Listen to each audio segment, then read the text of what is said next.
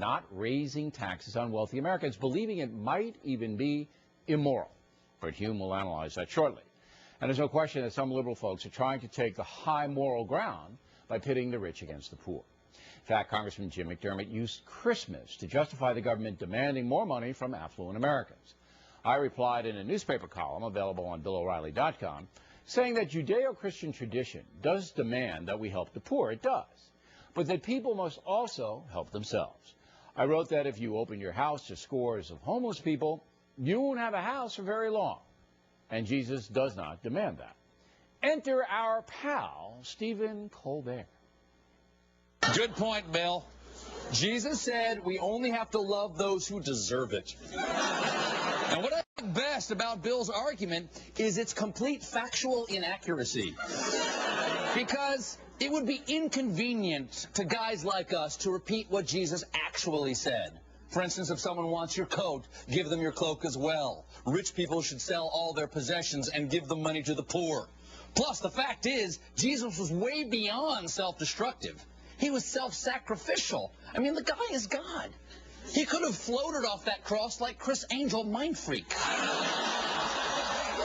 And I love how Bill closes with, the Lord helps those who help themselves, kind of implying that Jesus said that, when it was actually Ben Franklin, who I believe belched out that proverb between mouthfuls of French whore. Oh, nice to see Mr. Colbert has such respect for Benjamin Franklin, and of course there was no implication. Okay, so let's address the issue. Number one, I am not a theologian, but I do have 12 years of Catholic school under my belt, chronicled in my book, A Bold Fresh Piece of Humanity. As part of my learning experience, we read the Gospel of St. Matthew, where Jesus tells the story of a man who gave 3 of his servants some money. 2 of the servants went out and multiplied the cash, paying the man back with interest.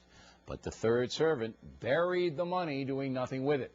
That man was chastised, Jesus saying, quote, "Cast ye the unprofitable servant into outer darkness, where there shall be weeping and gnashing of teeth," unquote. If Mr. Colbert takes the time to read that parable, he might begin to understand that Judeo-Christian tenet of personal responsibility. Jesus saying people have a responsibility to develop their God-given talents, and if they refuse to do that, they will be held accountable.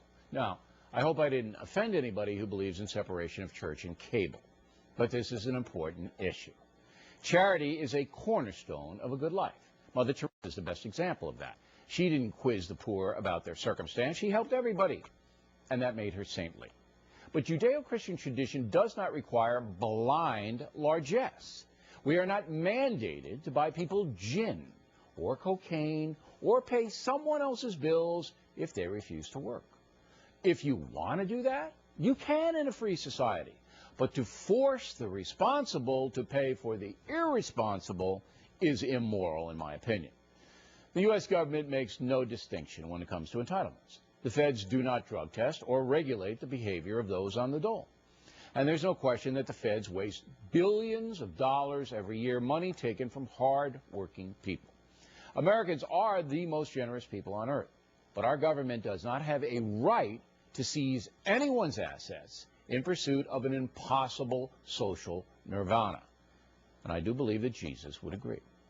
And that's the memo. Now for the top story tonight, reaction with us, conservative pundit Ann Coulter. This is all about guilt.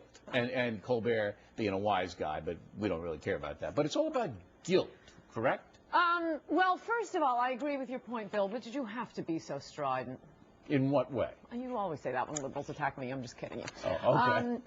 No, the fundamental problem is liberals think sending a check to the IRS constitutes charity. That is not charity. Christians understand that, which is why when you say Americans are the most generous people on earth, no, conservatives are. As has been demonstrated time and time again, liberals are the least charitable with their money. Conservatives, and especially Christians, the most charitable, and, you know, Nancy Pelosi considers it charitable giving to contribute to the San Francisco Ballet, whereas Christians are actually giving to poor people. Okay, let me just define what you're saying. There have been studies that show conservative Americans donate more to private charities than liberal Americans, okay? That's overwhelmingly, it's in my last book, Guilty. Do you know what the subject? Yeah, and it was Arthur Brooks. Okay. He wrote an entire book on it. It's summarized in my And last whenever book. there's a overwhelming earthquake like in Haiti or a tsunami or this and that, Americans lead the league in both private and government.